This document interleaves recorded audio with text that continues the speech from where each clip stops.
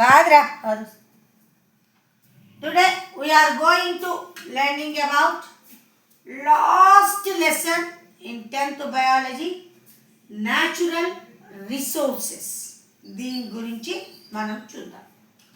Natural resources అంటే ఏంటి అంటే మ్యాన్ మేడ్ కాని రిసోర్సెస్ అన్నింటినీ కూడా న్యాచురల్ రిసోర్సెస్ అంటారు. వాటిని మనిషి తయారు చేయడు. ఓకే, అవి న్యాచురల్గా దొరుకుతాయి కాబట్టి వాటిని న్యాచురల్ రిసోర్సెస్ అంటారు. మరి ఈ న్యాచురల్ రిసోర్సెస్ కిందకి ఏమేమి వస్తాయి అంటే water, soil, wind, forest, flora, fauna, coal, petroleum, natural gas. వీటన్నింటినీ న్యాచురల్ రిసోర్సెస్ అంటారు. మరి ఫ్లోరా అంటే ఏంటి అంటే ఫ్లోరా అంటే ప్లాంట్స్, ట్రీస్ని ఫ్లోరా అంటారు. ఫానా అంటే యానిమల్స్ అని చెప్పేసి అర్థం అన్నమాట. ఓకే, ఇప్పుడు ఈ న్యాచురల్ రిసోర్సెస్ అనేవి 2 టైప్స్లో ఉంటాయి. ఒకటేంటి అంటే రెన్యూవబుల్ రిసోర్సెస్, ఇంకోటి నాన్ రెన్యూవబుల్ రిసోర్సెస్ అని చెప్పేసి 2 టైప్స్ ఆఫ్ న్యాచురల్ రిసోర్సెస్ ఉంటాయి. మరి రెన్యూవబుల్ రిసోర్సెస్ అంటే ఏంటి అంటే వీటిని మనం ఎంత వాడుకున్నా అవి ఇంకా మనకి నేచర్లో దొరుకుతూనే ఉంటాయి, అబండెంట్గా దొరుకుతాయి. అవి తరిగిపోవటం అనేది ఉండదు. అలాంటి రిసోర్సెస్ని రెన్యూవబుల్ రిసోర్సెస్ అంటారు. They can replace after using them. వాటిని వాడుకున్నా మళ్ళీ అవి వస్తూనే ఉంటాయి, ఎప్పటికీ తగ్గిపోవు. అలాంటి రిసోర్సెస్ని రెన్యూవబుల్ రిసోర్సెస్ అని చెప్పేసి అంటూ ఉంటారు. ఇక నాన్ రెన్యూవబుల్ రిసోర్సెస్ అంటే ఏంటి అంటే వాటిని వాడుకుంటే వాటిని మళ్ళీ మనం రీప్లేస్ చేయలేము. మళ్ళీ అవి తయారు కావాలంటే కొన్ని వేల సంవత్సరాల టైం తీసుకుంటుంది. అలాంటి రిసోర్సెస్ని నాన్ రెన్యూవబుల్ రిసోర్సెస్ అని చెప్పేసి అంటూ ఉంటారు. వాటిని వాడుకుంటే మళ్ళీ అవి దొరకవు, మళ్ళీ అవి తయారు కావాలంటే కొన్ని వేల సంవత్సరాలు పడుతుంది. అలాంటి రిసోర్సెస్ని నాన్ రెన్యూవబుల్ రిసోర్సెస్ అంటారు. They can not replace after using them. They take more time for formation. అవి ఫార్మేషన్ కావాలంటే చాలా టైం తీసుకుంటుంది. మరి ఈ రెన్యూవబుల్ రిసోర్సెస్కి ఎగ్జాంపుల్స్ ఏంటి అంటే వాటర్, సాయిల్, విండ్, తర్వాత ఫారెస్ట్, ఫ్లోరా, ఫానా. ఇవన్నీ కూడా రెన్యూవబుల్ రిసోర్సెస్ కిందకు వస్తాయి. మరి నాన్ రెన్యూవబుల్ రిసోర్సెస్ కిందకి ఏం వస్తాయి అంటే కోల్, పెట్రోలియం, న్యాచురల్ గ్యాస్. ఈ మూడింటిని నాన్ రెన్యూవబుల్ రిసోర్సెస్ అని చెప్పేసి అంటూ ఉంటారు. వీటినే ఏమంటారు అంటే ఫాసిల్ ఫ్యూయల్స్ అని కూడా అంటారు. మరి ఈ ఫాసిల్ ఫ్యూయల్స్ అని వీటిని ఎందుకు అంటున్నారు? మనం హెరిడిటీ ఎవల్యూషన్లో చూసినాం. ఫాసిల్స్ అంటే ఏంటి అంటే డెడ్ యానిమల్ ప్లాంట్స్ యొక్క రిమైన్స్ని ఏమంటాం మనం ఫాసిల్స్ అని చెప్పేసి అంటూ ఉంటాము. అలాంటి ఫాసిల్స్ నుంచి ఈ రిసోర్సెస్ అనేవి తయారవుతాయి. నాన్ రెన్యూవబుల్ రిసోర్సెస్ అనేవి తయారవుతాయి. అంటే ఏంటి? Produced from remains of dead animals, plants. చనిపోయిన మొక్కల, జంతువుల యొక్క భాగాల నుండి అవి తయారవుతాయి కాబట్టి వాటిని ఏమంటారు అంటే ఫాసిల్ ఫ్యూయల్స్ అని చెప్పేసి అంటూ ఉంటారు. మరి ఈ ఫాసిల్ ఫ్యూయల్స్కి ఎగ్జాంపుల్ ఏంటి అంటే కోల్, పెట్రోల్, న్యాచురల్ గ్యాస్ అనేవి దీనికి ఎగ్జాంపుల్స్గా మనం చెప్పవచ్చు. వీటినే ఫాసిల్ ఫ్యూయల్స్ అని కూడా అంటారు. చనిపోయిన మొక్కలు, జంతువులు భూమి అడుగు భాగానికి చేరి కొన్ని వేల సంవత్సరాల తర్వాత వాటి నుంచి కోలు, పెట్రోలు, న్యాచురల్ గ్యాస్ వస్తాయి. మరి ఫాసిల్స్ నుంచి వస్తున్నాయి కాబట్టి వీటిని ఫాసిల్ ఫ్యూయల్స్ అని చెప్పేసి అంటూ ఉంటారు. ఈ ఫాసిల్ ఫ్యూయల్స్ని మనం వెహికల్స్లో ట్రాన్స్పోర్ట్గా వాడతాము. ఇలా ట్రాన్స్పోర్ట్గా ఫాజిల్ ఫ్యూయల్స్ని వాడటం వల్ల ఏమవుతోంది అంటే ఎక్కువగా పొల్యూషన్ అవ్వటం అనేది జరుగుతూ ఉంది. మళ్ళీ వీటిని ఎక్కువగా వాడేసామనుకోండి, అవి అయిపోతే మళ్ళీ అవి తయారు కావాలంటే కొన్ని వేల సంవత్సరాలు పడుతుంది. కాబట్టి వీటికి సబ్స్టిట్యూట్గా వేరొక ఫ్యూయల్ని తయారు చేశారు. అదేంటి అంటే జెట్రోపా సర్కస్ అన్న ప్లాంట్ యొక్క సీడ్స్ నుంచి బయోడీజిల్ని తయారు చేశారు. ఈ బయోడీజిల్ వలన పొల్యూషన్ అనేది చాలా తక్కువగా ఉంటుంది. ఇది ఈ ఫాజిల్ ఫ్యూయల్స్ని రీప్లేస్ చేయగలుగుతుంది. ఓకే, కాబట్టి ప్రజెంట్ సిచ్యువేషన్లో ఈ బయోడీజిల్నే ఎక్కువగా వాడటం జరుగుతూ ఉంటుంది. ఎందుకంటే ఈ బయోడీజిల్ అన్నది ఫ్రెండ్లీ ఎన్విరాన్మెంట్, అంటే ఎన్విరాన్మెంట్కి ఎలాంటి హార్మ్ఫుల్ కాదు, ఎలాంటి పొల్యూషన్ని ఇది జరగనివ్వదు. పొల్యూషన్ చాలా తక్కువగా ఉంటుంది ఈ బయోఫ్యూయల్ని వాడటం వలన. ఓకే, ఈ బయోడీజిల్ని ఏమంటారు అంటే బయోఫ్యూయల్ అని కూడా అంటారు. అయితే మనం లాస్ట్ క్లాస్లో చూసాము పిరమిడ్ ఆఫ్ బయోమాస్, ఈ పదం మనం విన్నాం. మరి బయోమాస్ అంటే ఏంటి అంటే ప్రతి ట్రాఫిక్ లెవెల్లో ఉన్న యానిమల్స్ యొక్క టోటల్ బాడీ వెయిట్నే బయోమాస్ అంటారు అని చెప్పుకున్నాం.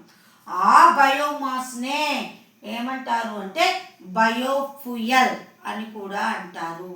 అంటే బయోఫ్యూయల్ అంటే ఏంటి? ఒకటి జెట్రోపా సర్కస్ ప్లాంట్ నుండి తయారు చేసిన బయోడీజిల్ని బయోఫ్యూయల్ అంటారు. తర్వాత బయోమాస్ను కూడా ఏమంటారు ఇక్కడ? బయోఫ్యూయల్ అని చెప్పేసి అంటూ ఉంటారు. ఇప్పుడు ఈ మొక్కల యొక్క సాగుని, ఈ మొక్కల యొక్క పెంపకాన్ని ఈ రిలయన్స్ కంపెనీ వాళ్ళు మొదలు పెట్టడం జరిగింది. వీళ్ళు ఎక్కడ పెంచుతున్నారు ఈ మొక్కల్ని అంటే కాకినాడలో 200 ఎకరాలలో ఈ మొక్కల్ని పెంచటం అనేది జరుగుతూ ఉంది. ఇది నాన్ రినవబుల్ రిసోర్సెస్ గురించి. ఇక ఇప్పుడు మనం ఒక్కసారి ఈ రినవబుల్ రిసోర్సెస్ దగ్గరకు వద్దాం. ఈ రినవబుల్ రిసోర్సెస్లో water, soil, wind, forest, flora, fauna ఇవన్నీ ఉంటాయని చెప్పుకున్నాం కదా. మరి వీటిని కూడా మనం ఇష్టం వచ్చినట్టుగా వాడితే అవి ఎంత అబండెంట్గా ఉన్నా అంటే ఎంత ఎక్కువగా ఉన్నా కానీ మనం వాటిని నిర్లక్ష్యంగా వాడితే మాత్రం ముందు తరాల వారికి ఈ రిసోర్సెస్ కూడా లేకుండా పోయే అవకాశం ఉంది.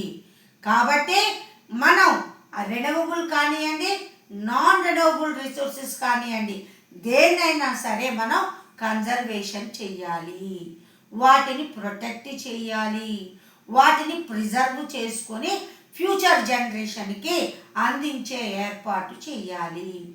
మరి ఎట్లా కన్జర్వ్ చేయాలి అన్న దాని గురించి చూద్దాం. ఫస్ట్ వన్, ఆల్ లివింగ్ ఆర్గానిజమ్స్కి కావాల్సిన మెయిన్ న్యాచురల్ రిసోర్స్ ఏంటి అంటే వాటర్. మరి అలాంటి వాటర్ని మనం ఎట్లా కన్జర్వ్ చేయాలి? కన్జర్వ్ అంటే రక్షించడం, ప్రొటెక్ట్ చేయడం లేదా ప్రిజర్వ్ నిల్వ చేయడం అని చెప్పేసి అర్థం అన్నమాట. కన్జర్వేషన్ ఆఫ్ వాటర్ ఎలాగో చూద్దాం. దీనికంటే ముందు అసలు ఎర్త్ మీద ఎంత వాటర్ ఉంటుందంట? 97% వాటర్ ఎర్త్ మీద ఉంటుందట. మరి దాంట్లో 2.5 to 2.75% మాత్రమే ఫ్రెష్ వాటర్ ఉంటుంది. మిగిలింది మొత్తం కూడా సాల్ట్ వాటరే, అంటే ఓషియన్స్, సీసే మొత్తం కూడా ఆక్యుపై చేయటం జరిగింది.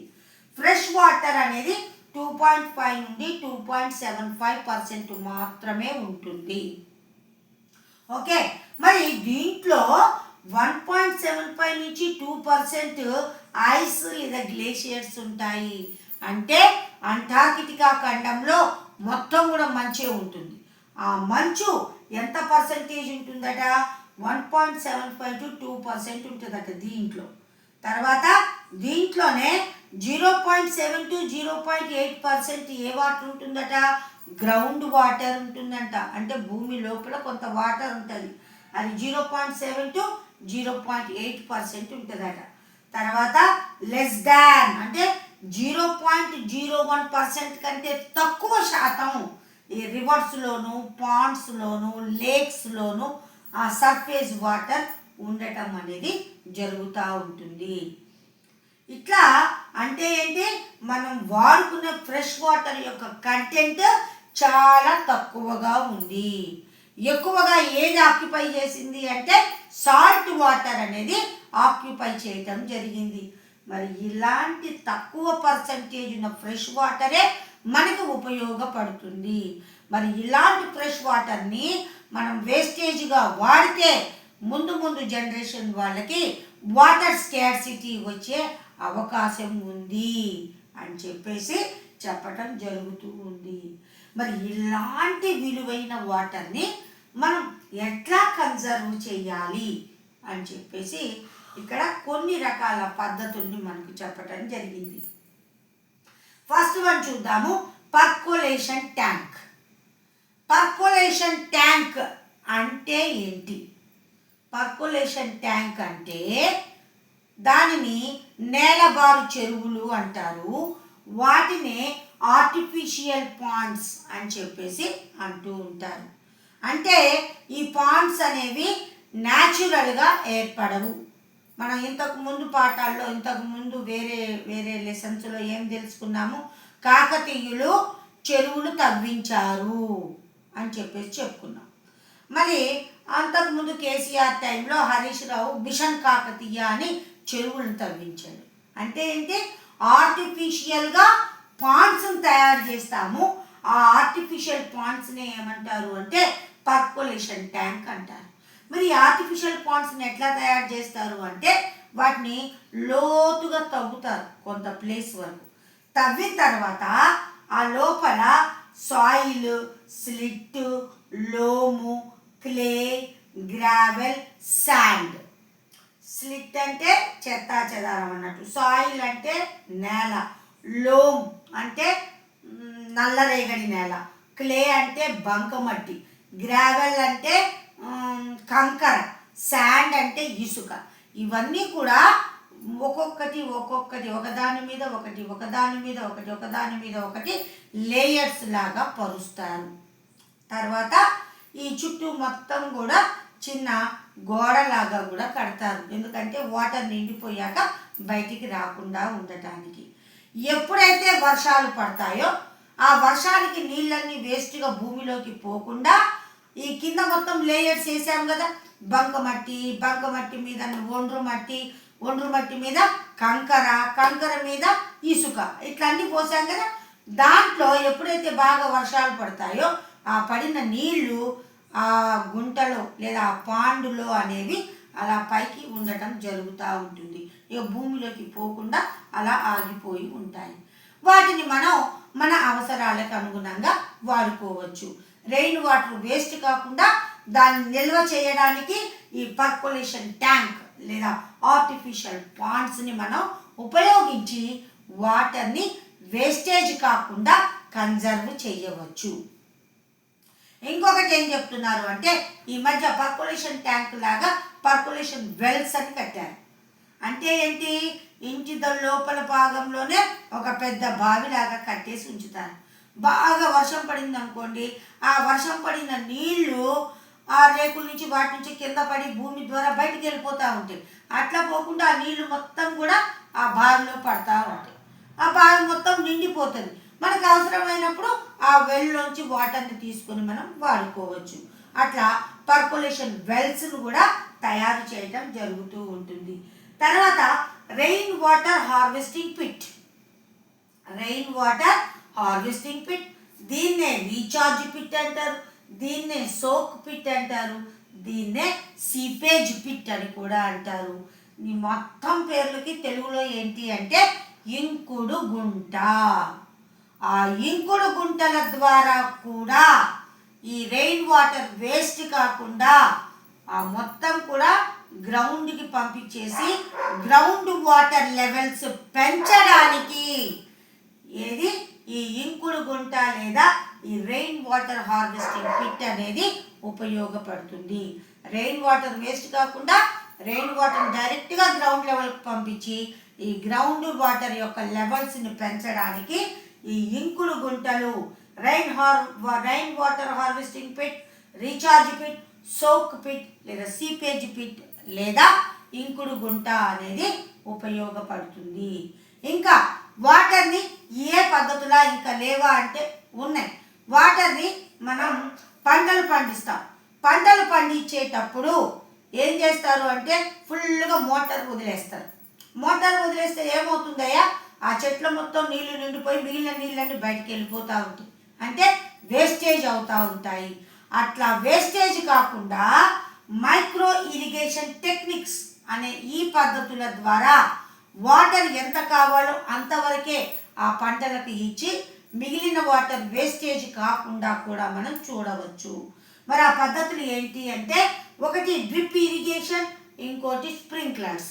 డ్రిప్ ఇరిగేషన్ అంటే ఏంటి అంటే ఇక్కడ ప్రతి పంట దగ్గర ప్రతి మొక్క దగ్గర ఒక పొడవుగా పైప్ వేసి ఆ పైపుకి చిన్న చిన్న హోల్స్ పెడతారు. ఎప్పుడైతే మనం ఆ పైపుల్లోకి వాటర్ వదిలి పెడతామో ఆ పైపులు ఆ మొక్కల దగ్గర డ్రాప్గా కిందకు పడతాయి. అంటే డైరెక్ట్గా అవి ఆ మొక్క యొక్క వేర్లకు చేరుకుంటాయి. అక్కడ వాటర్ యొక్క వేస్టేజ్ అనేది ఉండదు. మరి ఇంకొకటి ఏంటి అంటే స్ప్రింక్లర్స్ అంటే ఏంటి, వాన జల్లు ఎట్లా పడుతుందో అట్లాగా పొడవుగా పైపులు పెట్టి దాంట్లో నీళ్ళు వదిలితే అది గుండ్రంగా ఇట్లా తిరుగుతూ ఉంటుంది, ఫౌంటైన్ టైప్లో తిరుగుతూ ఉంటే ఆ వాటర్ మొత్తం కూడా వేస్ట్ కాకుండా ఆ మొత్తం మొక్క మీద పడిపోతూ ఉంటుంది. అలాంటి వాటిని ఏమంటారు, అలాంటి ఇరిగేషన్ ఏమంటారు అంటే స్ప్రింక్లర్స్ అని చెప్పేసి అంటూ ఉంటారు. ఇరిగేషన్ అంటే నీటి పారుదల అని అర్థం, నీటి వసతి అని కూడా అర్థం అన్నమాట. ఓకే, ఈ డ్రిప్ ఇరిగేషన్, ఈ స్ప్రింక్లర్స్, ఈ రెండు టెక్నిక్స్ని ఏమంటారు అంటే మైక్రో ఇరిగేషన్ టెక్నిక్స్ అంటారు.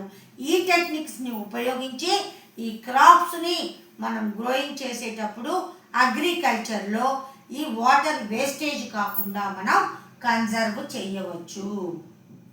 ఓకే, అయితే ఆస్ట్రేలియాలో ఇదిగోండి ఇక్కడ ఈ ఆస్ట్రేలియాలో చాలా స్ట్రిక్ట్ రూల్స్ ఉన్నాయి. ఏంటంటే వాటర్ని ఎట్టి పరిస్థితుల్లో వేస్టేజ్ చేయకూడదు. అక్కడ వాటర్ని వేస్టేజ్ చేస్తే అదో పెద్ద క్రైమ్ కిందకు చూస్తూ ఉంటారు. అట్లా ఆస్ట్రేలియా వాళ్ళు కూడా వాటర్ కన్జర్వేషన్లో ఫస్ట్ ప్లేస్లో ఉన్నారు. వాళ్ళు అసలు ఆ సిటిజన్స్ మొత్తం కూడా ఎట్టి పరిస్థితుల్లో వేస్టేజ్ ఆఫ్ వాటర్ని సహించరు. వాళ్ళు అదొక పెద్ద క్రైమ్గా తీసుకుంటూ ఉంటారు. ఓకే, ఇలా ఈ వాటర్ని మనం వేస్టేజ్ కాకుండా కన్జర్వ్ చేయగలిగితే మనకి ఎలాంటి డ్రాట్స్, కరువులు రావటం అనేది ఉండదు. పంటలు బాగా పండుతాయి, మనకి ఫుడ్ బాగా దొరుకుతుంది. Okay, right. అవర్ లివ్స్, మన యొక్క లైఫ్ మొత్తం కూడా దేంతో రిలేటెడ్ అయి ఉంది అంటే వాటర్తోనే రిలేటెడ్ అయి ఉంది. టోటల్ మన బాడీ వెయిట్లో 80-90% వరకు కూడా మొత్తం వాటరే ఉంటుంది. So water is very very essential resource for us. So we must conserve water. Okay, right. ఇక నెక్స్ట్ వన్ ఏంటి అంటే సాయిల్. కన్జర్వేషన్ ఆఫ్ సాయిల్ అంటే ఏంటి, నేలను కూడా మనం రక్షించుకోవాలి. మరి నేలను రక్షించుకోవాలి అంటే మనం ఏం చెయ్యాలి అంటే ముందుగా మనం మొక్కలని, ప్లాంట్స్ని, ట్రీస్ని ఖచ్చితంగా పెంచాలి. ఎందుకు అంటే ఈ ప్లాంట్స్, ట్రీస్ని పెంచినప్పుడు వాటి యొక్క రూట్స్ అనేవి దేనికి గట్టిగా పట్టుకొని ఉంటాయి అంటే ఈ సాయిల్ని గట్టిగా పట్టుకొని ఉంటాయి. అప్పుడు పెద్ద పెద్ద వరదలు వచ్చినప్పుడు, ఫ్లడ్స్ వచ్చినా కానీ ఈ సాయిల్ ఎరోషన్ కాకుండా ఆ వేర్లు అనేవి గట్టిగా పట్టి ఉంచుతాయి. సాయిల్ ఎరోషన్ అంటే నేల కోత అని అర్థం. అంటే ఏంటి, ఈ నేల మొత్తం కూడా కొంతవరకు కోతకు గురవుతుంది. దానిలో ఉన్న మినరల్స్ అన్నీ కూడా వెళ్ళిపోయి ఆ నేల మొత్తం పంటలు పండించడానికి పనికి రాకుండా అవుతుంది. దానినే ఏమంటారు అంటే సాయిల్ ఎరోషన్ అంటారు. సాయిల్ ఎరోషన్ని మనం జరగకుండా ఉంచాలి అంటే మనం ఖచ్చితంగా ట్రీస్ని ప్లాంట్స్ని పెంచాలి. వేర్లు నేలను గట్టిగా పట్టుకొని సాయిల్ ఇరోషన్ కాకుండా గట్టిగా కాపాడటానికి ఉపయోగపడతాయి. తర్వాత వరదలు వచ్చి మొత్తం కొట్టుకొని పోతుంటే అలాంటి వరదలు రాకుండా, రివర్స్ పొంగకుండా, పాండ్స్ పొంగకుండా, ఈ లేక్స్ పొంగకుండా కూడా ఏం ఉపయోగపడతాయి అంటే ఈ ట్రీస్ అనేవి, పెద్ద పెద్ద ట్రీస్ అనేవి ఆ ఫ్లడ్స్ రాకుండా కూడా కాపాడే కెపాసిటీ పెద్ద పెద్ద ట్రీస్కి కూడా ఉంటుంది. ఓకే, ఇక్కడ కన్జర్వేషన్ ఆఫ్ సాయిల్లో ఒక మెథడ్ని చూపించాడు. అదేంటి అంటే contour strip cropping. Contour strip cropping. Contour అంటే ఏంటి అంటే వాలుగా ఉన్న భూములు, ఇలా ఫ్లాట్గా కాకుండా ఇలా వాలుగా ఉంటాయి, అంటే పైనుంచి కిందకి ఇట్లా ఉంటాయి. ఇలాంటి నేలలు, ఇలా వాలుగా ఉన్న నేలలు ఎక్కువగా సాయిల్ ఇరోషన్కి గురవుతాయి. అలాంటి నేలలు సాయిల్ ఇరోషన్కి గురి కాకుండా, అఫెక్ట్ కాకుండా ఉండటానికి ఏ మెథడ్ వాడతారు అంటే కాంటూర్ స్ట్రిప్ క్రాపింగ్ని వాడతారు.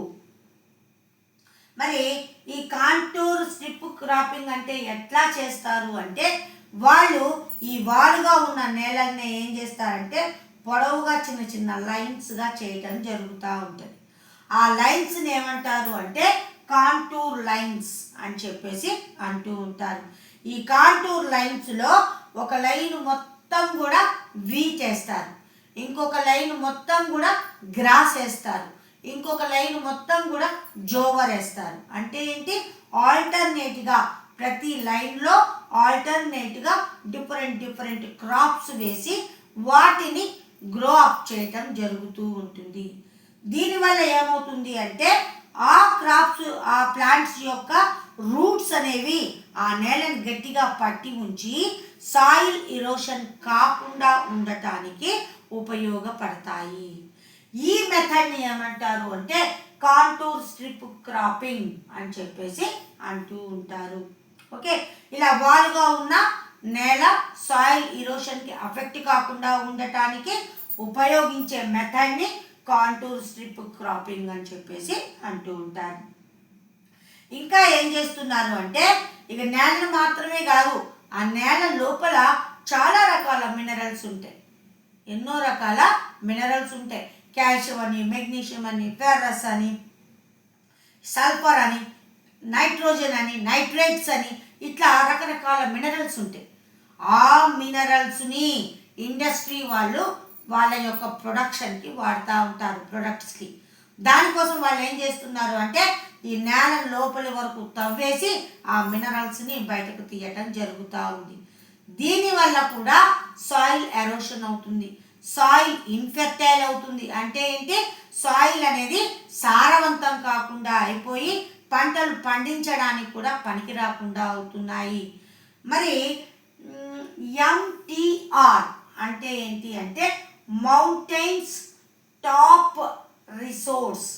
ఓకే, మౌంటైన్ టాప్ రిసోర్స్ అంటే ఏంటి, ఈ పైన ఉన్న మౌంటైన్స్ మౌంటైన్స్ యొక్క పై భాగాన్ని కూడా ఏం చేస్తున్నారు వాళ్ళు, మౌంటైన్స్ అంటే ఏంటి, పర్వతాలు, అక్కడ ఖనిజ లవణాలు ఎక్కువగా ఉంటాయి, మినరల్స్. అందుకని ఏం చేస్తున్నారు, ఆ మౌంటైన్స్ యొక్క పై భాగాన్ని చెక్కేసి దాని లోపల ఉన్న మినరల్స్ని బయటకు తీయటం జరుగుతూ ఉంది. దానివల్ల ఏమవుతుంది అంటే మనకి ఈ ఫ్లడ్స్ రావటం, ఎందుకంటే ఆ పెద్ద పెద్ద కొండలే అడ్డం ఉంటే మనకి ఫ్లడ్స్ రాకుండా ఉండటానికి. ఆ కొండల్ని తవ్వేస్తుంటే ఇంకేం జరుగుతుంది, మనకి వరదలు వస్తాయి, వరదలు వచ్చేసి మొత్తం కొట్టుకొని పోతూ ఉంటాయి. మరి వీటన్నిటికీ కారణం ఎవరు అంటే మళ్ళీ మనమే, మన యొక్క ఆశ, మనం ఇంకా డెవలప్ కావాలని ఈ నేచర్లో ఉన్న వాటర్ని, సాయిల్ని, ఫారెస్ట్లని అన్నిటినీ కూడా డ్యామేజ్ చేస్తూ ఉన్నాం. మరి దానివల్ల ఎఫెక్ట్ అయ్యేది ఎవరు, మళ్ళీ మనమే ఎఫెక్ట్ అవుతూ ఉంటాము. MTR అంటే మౌంటైన్ టాప్ని తీసేయడాన్ని ఏమంటారు అంటే ఎంటీఆర్ అంటారు. అట్లా మినరల్స్ని కూడా వాటి నుంచి తీస్తున్నారు. దీనివల్ల కూడా సాయిల్ ఎరోషన్, నేల కోత అనేది జరుగుతుంది. మరి మనం మొత్తం పొల్యూషన్ చేస్తున్నాం, వాటర్ దొరకకుండా చేస్తున్నాం, సాయిల్ని పాడు చేస్తున్నాం. అంటే ఏంటి, మనం నేచర్ని డ్యామేజ్ చేస్తున్నాం. దేనికోసం? మనం డెవలప్ అవ్వటం కోసం, మన యొక్క గ్రోత్ కోసం మనం నేచర్ని డ్యామేజ్ చేస్తున్నాం. మరి ఇక్కడ ఒక పదం ఉంది, ఏంటది? Sustainable development. మరి సస్టైనబుల్ డెవలప్మెంట్ అంటే ఏంటి అంటే నేచర్ని డ్యామేజ్ చేయకుండా మనం డెవలప్ అవ్వడాన్నే ఏమంటారు అంటే సస్టైనబుల్ డెవలప్మెంట్ అంటారు. నేచర్ని ఎలాంటి డ్యామేజ్ చేయకూడదు, నేచర్ని ఎలాంటి డ్యామేజ్ చేయకుండా మనం డెవలప్ అవ్వడాన్నే ఏమంటారు అంటే సస్టైనబుల్ డెవలప్మెంట్ అని చెప్పేసి అంటూ ఉంటారు. ఓకే, మరి ఈ సస్టైనబుల్ డెవలప్మెంట్ యొక్క సింబల్ ఏంటి అంటే ఇది. ఇద్దరు మనుషులు ఒక చెట్టును పట్టుకొని నిలబడ్డారు. ఇది సస్టైనబుల్ డెవలప్మెంట్కి సింబల్గా చెప్పటం జరుగుతూ ఉంది. Sustainable development. ఓకే, మరి ఇప్పుడు ఏం చేస్తున్నాము? ఇక నెక్స్ట్ ఏంటి అంటే మనం వాటర్ని కన్జర్వ్ చేయటం చూసాము, సాయిల్ని ఎట్లా కన్జర్వ్ చేయాలో చూసాము. ఇక నెక్స్ట్ వన్ ఏంటి అంటే కన్జర్వేషన్ ఆఫ్ ఫారెస్ట్. మరి ఫారెస్ట్ని మనం ఎలా కన్జర్వ్ చేయాలి, ఫారెస్ట్ని మనం ఎలా కాపాడుకోవాలి. కానీ ఇప్పుడు మనం ఏం చేస్తున్నాము, మనకి కలప కావాలి, వుడ్ కావాలి, ఇంకా ఇండస్ట్రీస్ డెవలప్మెంట్కి ప్లేస్ కావాలి, తర్వాత బ్రిడ్జెస్ కట్టడానికి ప్లేస్ కావాలి, రోడ్లు వేయటానికి ప్లేస్ కావాలి. దీనికోసం మనం ఏం చేస్తున్నాము అంటే ఫారెస్ట్లో ఉన్న చెట్లన్నింటినీ నరికేయటం జరుగుతూ ఉంది. అట్లా ఫారెస్ట్లో ఉన్న చెట్లను నరికేయడాన్ని ఏమంటారు అంటే డిఫారెస్టేషన్ అని చెప్పేసి అంటూ ఉంటారు. మరి ఈ డిఫారెస్టేషన్ చేయటం వల్ల ఫారెస్ట్ మాత్రమే డ్యామేజ్ అవ్వదు, ఫారెస్ట్ లేకపోతే ఫారెస్ట్ లోపల ఉన్న యానిమల్స్ వాటికి ఉండటానికి ప్లేస్ ఉండదు, అవి చనిపోతాయి. ఇంకొన్ని వైల్డ్ యానిమల్స్ అయితే ఏం చేస్తాయి, ఫారెస్ట్ లేకపోవటం వల్ల మళ్ళీ హ్యూమన్ యొక్క ప్లేసెస్లోకి వచ్చేసి హ్యూమన్ బీయింగ్స్ అందరినీ కూడా తినేయటం జరుగుతూ ఉంటుంది. ఇప్పుడు టైగర్స్ బయట తిరుగుతున్నాయి, లయన్స్ బయట తిరుగుతున్నాయి అని చెప్తున్నారు.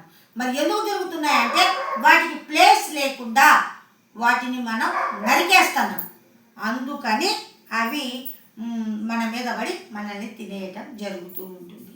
ఇక మొత్తం ఎర్త్ మీద అంటార్కిటికా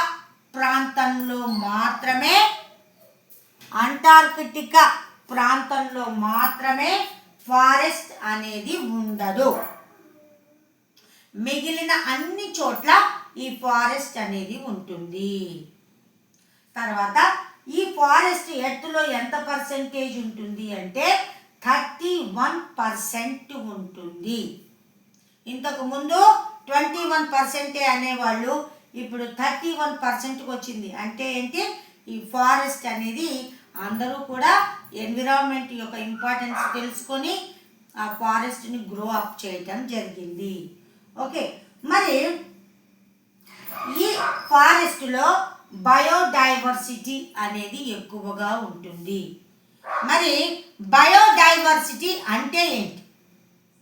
బయోడైవర్సిటీ అంటే different type of animals, different type of plants, different type of living organisms అన్నీ కలిపి ఎర్త్ మీద ఉంటాయి.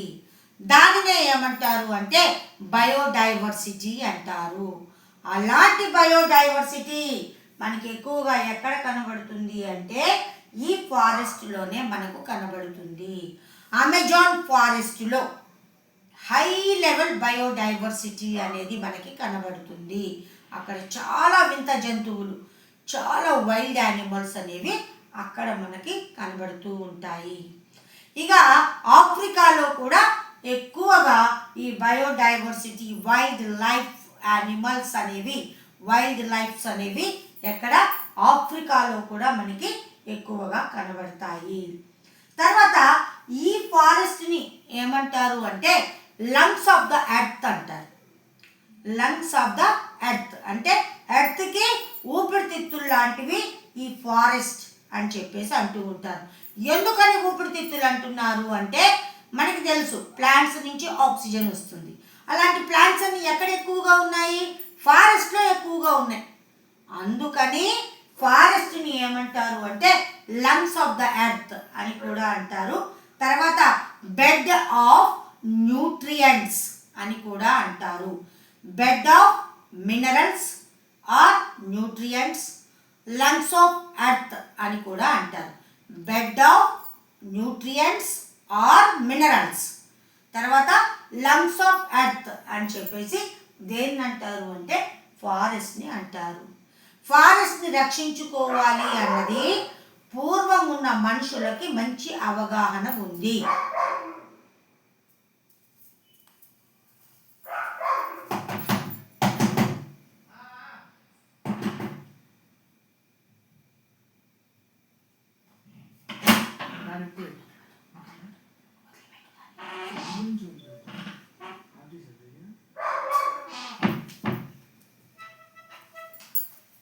అయితే ఈ ఫారెస్ట్లో మనకంటే కూడా పూర్వం ఉన్న మనుషులకి ఈ చెట్లను కాపాడుకోవాలి, నేచర్ని కాపాడుకోవాలి అన్న అవగాహన వాళ్ళకి ఎక్కువగా ఉంది. దానికి ఎగ్జాంపుల్ ఒక చిన్న కథను మనం చెప్పుకుందాం. ఏంటి అంటే 1730 AD అంటే నియర్లీ 300 years బ్యాక్, 300 సంవత్సరాల క్రితమే బిష్నోయ్ అనే తెగకు చెందిన వాళ్ళట ఈ కెజ్రీ ట్రీస్ అన్న వాటిని వాళ్ళు దేవుళ్ళలాగా చూసేవాళ్ళు. ఈ కెజ్రీ ట్రీస్ అనే వాటిని వాళ్ళు దేవుళ్ళలాగా చూసేవాళ్ళు. వాళ్ళు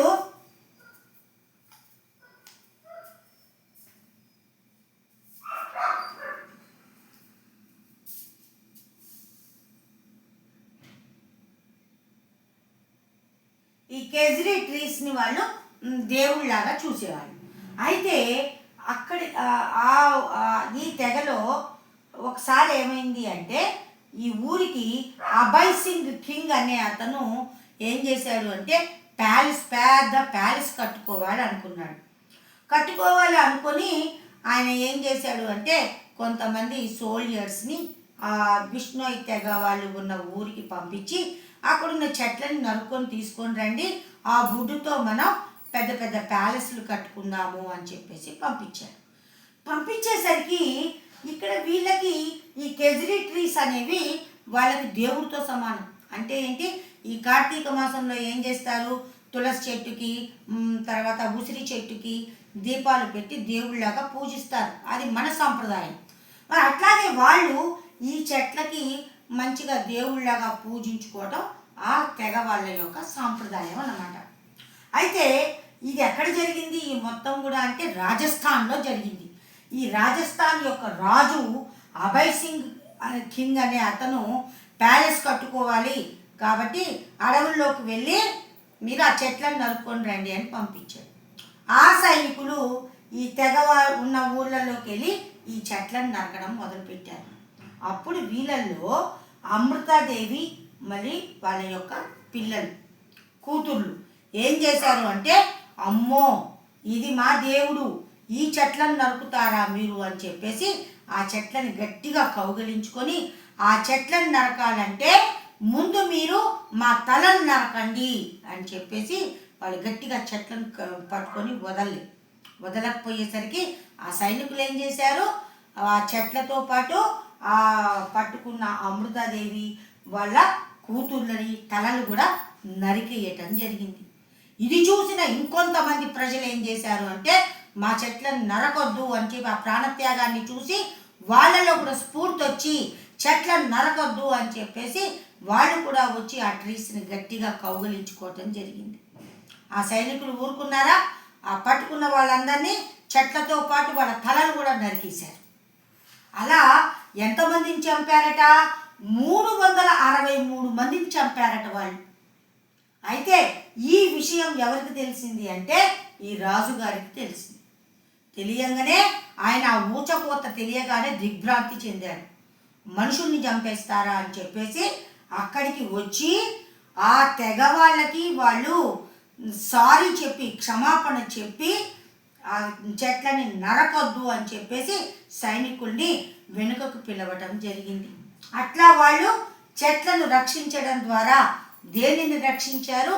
పర్యావరణాన్ని, ఎన్విరాన్మెంట్ని, నేచర్ని వాళ్ళు ప్రొటెక్ట్ చేయటం జరిగింది. ఇంకొకటి ఏంటి అంటే ఈ బిష్నోయ్ తెగ వాళ్ళు రాజస్థాన్లో ఇప్పుడు కూడా ఉన్నారు. వీళ్ళు కృష్ణ జింకల్ని కూడా దేవుడితో సమానంగా పూజిస్తారు. ఆ మధ్య హిందీ యాక్టరు సల్మాన్ ఖాన్ ఈ కృష్ణ జింకని చంపేశాడు అని చెప్పేసి అతని మీద పగబట్టి ఎప్పటికైనా నిన్ను చంపేస్తాము, మా జింకని అంటే మా దేవుణ్ణి మీరు చంపారు కాబట్టి అని చెప్పేసి అంటూ ఉంటారు. ఇప్పటికీ కూడా ఈ బిష్నోయ్ తెగ వాళ్ళు ఏంటి అంటే పర్యావరణ ప్రేమికులుగానే ఉంటారు. వీళ్ళు నేచర్ని రక్షించడంలో ముందుంటారు. ఆ నేచర్ దగ్గరికి పోతే ప్రాణాలైనా అర్పిస్తారు తప్ప నేచర్ని మాత్రం వాళ్ళు ఎటువంటి డ్యామేజ్ కానివ్వరు. ఇది ఒక ఉద్యమం, ఇదొక ఎన్విరాన్మెంట్ రెవల్యూషన్, ఎన్విరాన్మెంట్ మూమెంట్ అన్నమాట. ఇలాంటిదే ఇంకొక మూమెంట్ ఉంది. దానిని ఏమంటారు అంటే చిప్కో మూమెంట్ అంటారు. ఈ చిప్కో మూమెంట్ ఉత్తరాఖండ్లో ఎక్కడ జరిగింది? ఉత్తరాఖండ్లో జరిగింది. ఎప్పుడు? 1973లో జరిగింది. మరి ఇక్కడ ఏం చేశారు అంటే ఈ ఉత్తరాఖండ్లో హిమాలయాస్ ఉన్న ప్లేస్లో అక్కడ పెద్ద బ్రిడ్జి కట్టాలన్న ఉద్దేశంతో ఇండియన్ గవర్నమెంట్ ఏం చేసింది అంటే అక్కడ ఉన్న చెట్లను అన్నింటినీ నరకండి అని చెప్పేసి ఆర్డర్ వేయటం జరిగింది. అప్పుడు ఆ ఉత్తరాఖండ్కి సంబంధించిన ఒక పెద్ద మనిషి, ఒక వీరుడు, సుందరలాల్ బహుగుణ అనే అతను, ఎవరు ఈ బిష్నోయ్ వాళ్ళ అమృతాదేవి యొక్క మూమెంట్ని ఇన్స్పైర్ అయ్యి అతను ఏమని పిలుపునిచ్చాడు అంటే అక్కడ ఉన్న జనాలకు మొత్తానికి కూడా చెట్లను గట్టిగా కౌగలించుకొని మా చెట్లని నరకొద్దు, మాకు ఎలాంటి బ్రిడ్జెస్ వద్దు, ఎలాంటి రోడ్లు లేకపోయినా మంచిదే, కానీ మా చెట్లని, మా ఎన్విరాన్మెంట్ని, మా నేచర్ని డ్యామేజ్ చేయొద్దు అని అక్కడున్న వాళ్ళందరూ కూడా చెట్లను గట్టిగా కౌగలించుకొని ఉన్నారు. ఇక వాళ్ళ యొక్క పట్టుదలని చూసి ఇండియన్ గవర్నమెంటే వెనక్కి రావటం జరిగింది. ఆ మూమెంట్నే ఏమంటారు అంటే చిప్కో మూమెంట్ అంటారు. ఇట్లా ఇంతకుముందే మనకంటే ముందు జనరేషన్ వాళ్ళకి ఎన్విరాన్మెంట్ మీద, నేచర్ మీద వాళ్ళకి మంచి అండర్స్టాండింగ్ ఉంది. వాళ్ళు నేచర్ని ప్రొటెక్ట్ చేయడానికి ఈవెన్ దో వాళ్ళ ప్రాణాలను ఇవ్వటానికి కూడా వెనుకాడలేదు. మరి అంత వాల్యుబుల్ ఎన్విరాన్మెంట్ని ఇప్పుడున్న మన జనరేషన్ వాళ్ళు ఏం చేస్తున్నారు అంటే మన డెవలప్మెంట్ కోసం నేచర్ని డ్యామేజ్ చేస్తున్నాము. ఓకే, కాబట్టి నేచర్ని మనం డెవలప్ అవుదాం, కానీ నేచర్ని మాత్రం డ్యామేజ్ చేయొద్దు. నేచర్ను ప్రొటెక్ట్ చేసుకుంటూ మనం కూడా గ్రో అప్ అవుదాం, మనం కూడా డెవలప్ అవుదాము. అలాంటి డెవలప్మెంట్నే ఏమంటాం మనము? సస్టైనబుల్ డెవలప్మెంట్ అని చెప్పేసి అంటూ ఉంటాము. ఓకే, ఇప్పుడు మనం వాటర్, సాయిల్, ఫారెస్ట్ వీటిని ఎట్లా మనం కాపాడుకోవాలి, ఎట్లా కన్జర్వ్ చేయాలి అన్న దాని గురించి చూసాం. ఇన్ కేస్ ఫారెస్ట్ని నరికేసుకుంటూ పోయినప్పుడు ఏమవుతుంది అంటే ఇండస్ట్రీస్ నుంచి రకరకాల కెమికల్స్ని ఎన్విరాన్మెంట్లోకి వదిలిపెడతారు. ఆ గ్యాసెస్ని ఏవి పీల్చుకుంటాయి అంటే చెట్లు పీల్చుకుంటాయి, ప్లాంట్స్, ట్రీస్ పీల్చుకుంటాయి. మరి ప్లాంట్స్, ట్రీస్ లేకుండా మనం వాటిని నరికేస్తున్నాం కదా. మరి నరికేయటం వల్ల ఏమవుతుంది అంటే ఎన్విరాన్మెంట్లో CO అంటే కార్బన్ మోనాక్సైడ్, CO2 అంటే కార్బన్ డైఆక్సైడ్, SO2 అంటే సల్ఫర్ డైఆక్సైడ్. ఈ గ్యాసెస్ యొక్క పర్సంటేజ్ అనేది ఎన్విరాన్మెంట్లో ఎక్కువైపోతుంది. ఈ గ్యాసెస్ని ఏమంటారు అంటే గ్రీన్ హౌస్ గ్యాసెస్ అని చెప్పేసి అంటూ ఉంటారు. ఈ గ్రీన్ హౌస్ గ్యాసెస్ని పీల్చుకోవడానికి చెట్లు లేవు, అవి చెట్లను కూడా డ్యామేజ్ చేసేస్తున్నాయి. అందుకనే వాటి గ్రీన్ హౌస్ గ్యాసెస్ అంటున్నారు. ఈ గ్యాసెస్ ఎక్కువ అయ్యేసరికి ఏమవుతుంది అంటే ఎర్త్ మొత్తం కూడా వేడెక్కిపోవడం జరుగుతుంది.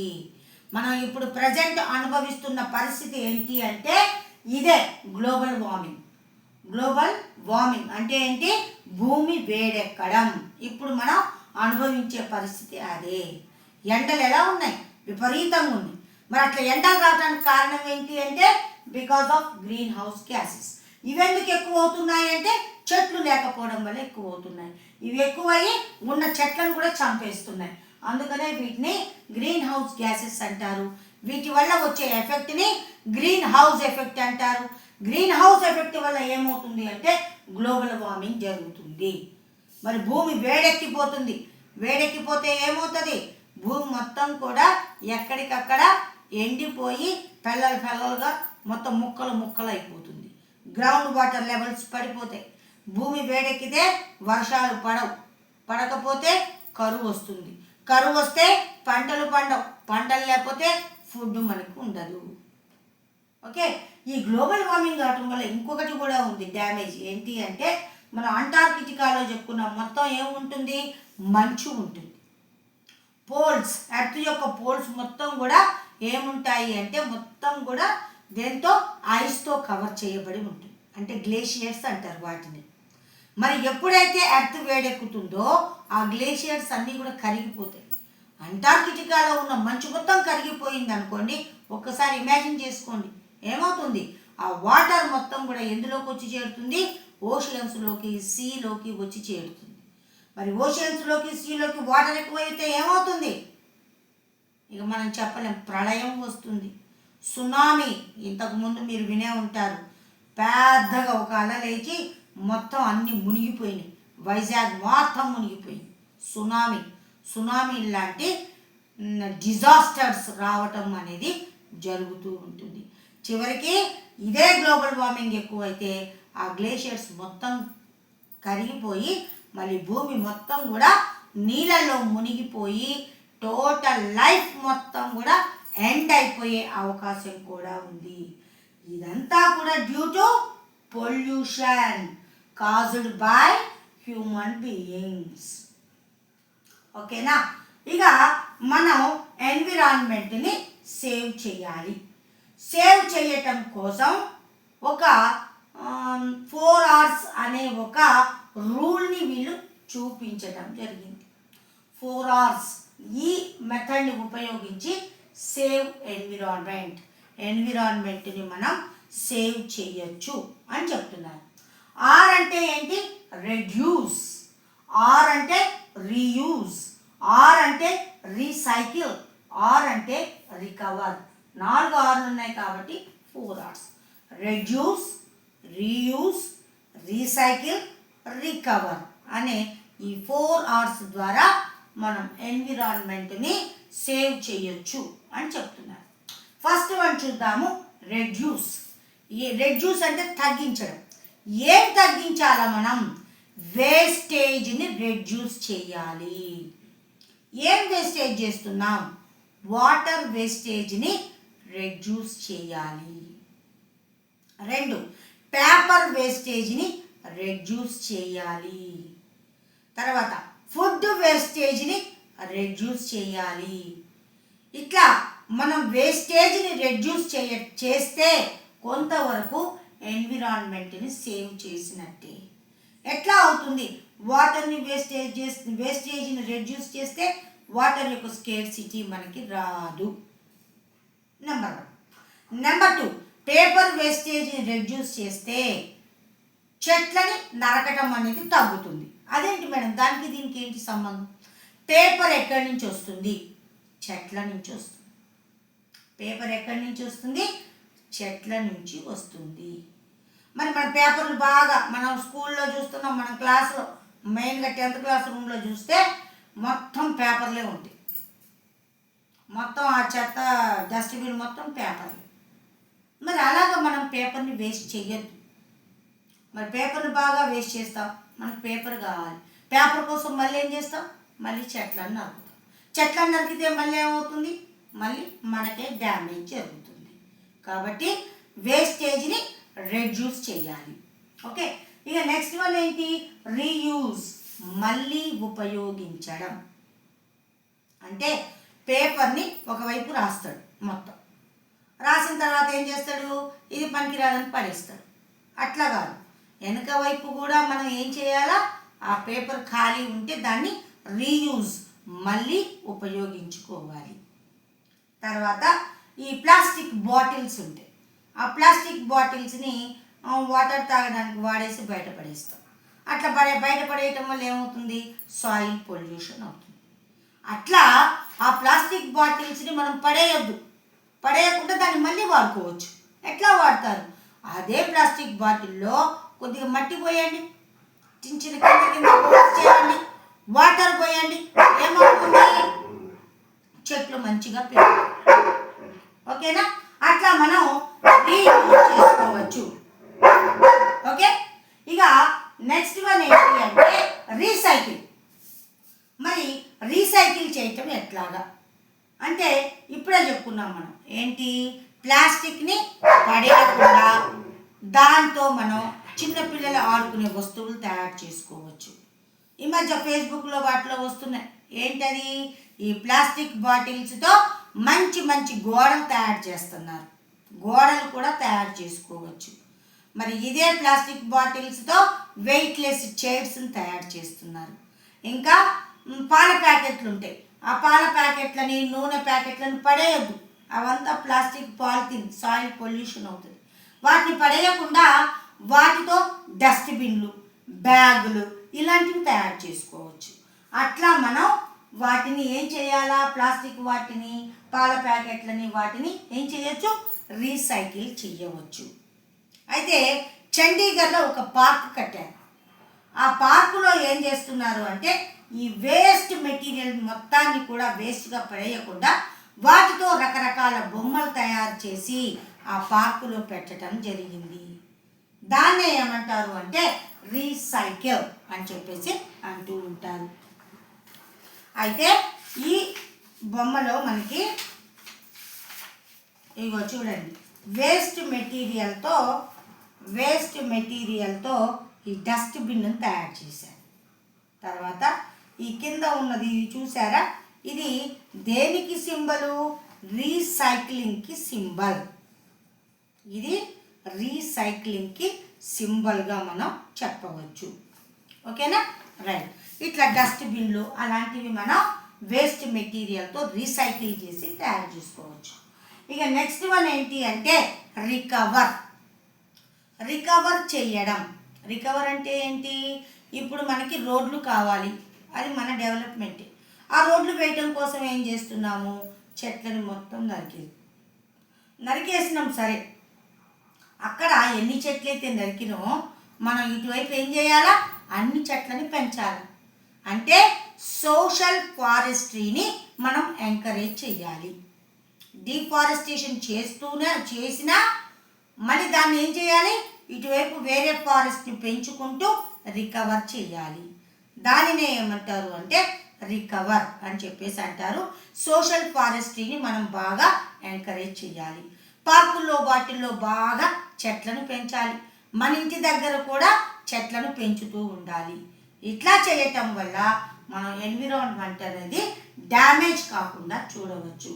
దీనినే ఏమంటారు అంటే 4 Rs అని చెప్పేసి అంటారు.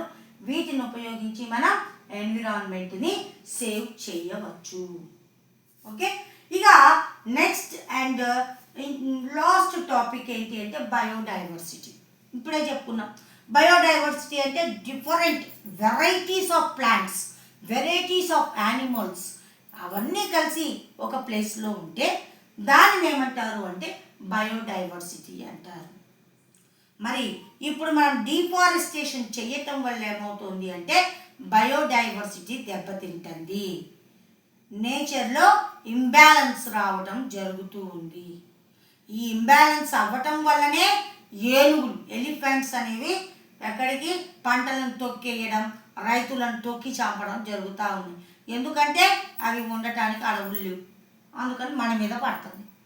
పులులు, సింహాలు అన్ని రోడ్ల మీదకి వస్తుంది, మన మీద పడి మనల్ని తింటుంది. ఎందుకు అంటే డిఫారెస్టేషన్ అవుతుంది, అక్కడ యానిమల్స్ లేవు, యానిమల్స్ కూడా చచ్చిపోతున్నాయి ఫారెస్టేషన్ లేకపోవటం వల్ల. వాటికి ఫుడ్ దొరకట్లే, అందుకని ఫుడ్ కోసం మన మీద పడుతుంది. ఓకే, బయోడైవర్సిటీని కూడా డ్యామేజ్ చేస్తే నేచర్కి డ్యామేజ్ అయినట్టే. నేచర్ డ్యామేజ్ అయితే వైల్డ్ లైఫ్కి డ్యామేజ్, అవి డ్యామేజ్ అయితే మనకు కూడా డ్యామేజ్, రైట్?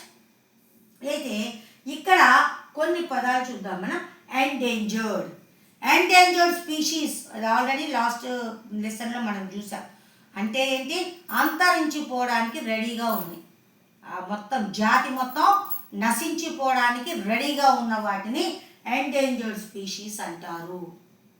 ఇప్పుడు నెమళ్ళు ఉన్నాయి, నెమలిని మనం ఏంటి మన నేషనల్ బర్డ్గా తీసుకున్నాం, ఎందుకంటే అది ఎండేంజర్డ్ స్పీషీస్లో ఉంది, అందుకని దాన్ని నేషనల్ యానిమల్గా చేసి, నేషనల్ బర్డ్గా చేసి దాన్ని ఎవరు చంపకుండా మనం కాపాడుతూ ఉన్నాం. ఇక మన దగ్గర మన తెలంగాణకు వచ్చేసరికి బ్లూ జై అంటే ఏంటి? పాలపిట్ట. దానిని మనం స్టేట్ బర్డ్గా తీసుకున్నాం, ఎందుకంటే వాటి యొక్క పాపులేషన్ డిక్రీజ్ అవుతూ ఉంది. అట్లా కాకుండా ఉండటం కోసం, వాటిని ప్రొటెక్ట్ చేయటం కోసం దాన్ని స్టేట్ బర్డ్గా చేసి దాన్ని ప్రొటెక్ట్ చేస్తూ ఉన్నారు. వైట్ టైగర్స్, బెంగాల్ టైగర్స్ ఇవన్నీ కూడా ఎండేంజర్డ్ స్పీషీస్లోకి రావటం జరుగుతూ ఉంది. ఇక ఎక్స్టింక్ట్ అంటే ఏంటి? ఇక మనకి ఇది చెప్పడానికి లేదు, అది నశించిపోయింది. మా చిన్నప్పుడు ఉన్న యానిమల్స్ ఇప్పుడు లేవు, చచ్చిపోయినాయి మొత్తం, ఆ జాతి మొత్తం కూడా నశించిపోయింది. దీనికి ఎగ్జాంపుల్గా ఇప్పుడు ఏం చెప్తున్నారంటే వల్చర్ని చెప్తున్నారు, రాబందులు. ఇప్పుడు ఎక్కడ రాబందులు లేవు అంటున్నారు, అది ఎక్స్టింక్ట్ అయిపోయింది అంటున్నారు. కొంతమంది ఏమో ఆదిలాబాద్ జిల్లాలో మాకు కనిపించింది అంటున్నారు. అయితే ఆల్మోస్ట్ ఆల్ ఇది ఎక్స్టింక్ట్ అయిపోయింది, ఈ స్పీషీస్ మొత్తం ఎక్స్టింక్ట్ అయిపోయింది. అది కనిపెట్టిన వాళ్ళకి వల్చర్ ఉందని చెప్తున్నారు కదా, అది ఎక్కడుందో దాని ప్లేస్ కరెక్ట్గా చెప్తే వాళ్ళకి 5 lakhs ప్రైజ్ మనీని కూడా అనౌన్స్ చేయడం జరిగింది. ఇక నెక్స్ట్ వన్ ఏంటి అంటే ఈ ఎండేంజర్డ్ స్పీషీస్ యొక్క లిస్ట్ మొత్తం కూడా ఒక బుక్లో రాసి వాటిని ప్రొటెక్ట్ చేయడానికి శాంక్చురీస్ అని, జూ పార్కులని పెట్టి వాటిని ప్రొటెక్ట్ చేస్తూ ఉన్నారు. అది ఏంటి అంటే రెడ్ డేటా బుక్. ఈ బుక్లో ఎండేంజర్డ్ స్పీషీస్ యొక్క లిస్ట్ మొత్తం కూడా ఈ బుక్లో ఎంటర్ చేయడం జరిగింది. అయితే ఇంతకుముందు ప్రైమ్ మినిస్టర్ ఇందిరాగాంధీ, ఆమె 1980 మార్చిలో వరల్డ్ కన్జర్వేషన్ స్ట్రాటజీని ఆమె ప్రపోజ్ చేయడం జరిగింది. వరల్డ్ మొత్తాన్ని కూడా మనం కాపాడాలి అని చెప్పేసి ఆ కొన్ని పద్ధతుల్ని ఆమె 1980 మార్చిలో ప్రపోజ్ చేయడం జరిగింది. ఇది న్యాచురల్ రిసోర్సెస్. ఓకే, ఇందులో ఏదైనా టాపిక్ మిస్ అయ్యిందా అంటే నథింగ్, మొత్తం కవర్ చేసినాం మనం, ఏ ఒక్కటి కూడా వదిలిపెట్టలేదు. దీంతో 10th class biology last lesson complete అయిపోయింది. ఈ రోజుతో మనం సక్సెస్ఫుల్గా 10th biology total syllabus, total lessons మనం వీడియోలు చేయటం జరిగింది. Thank you.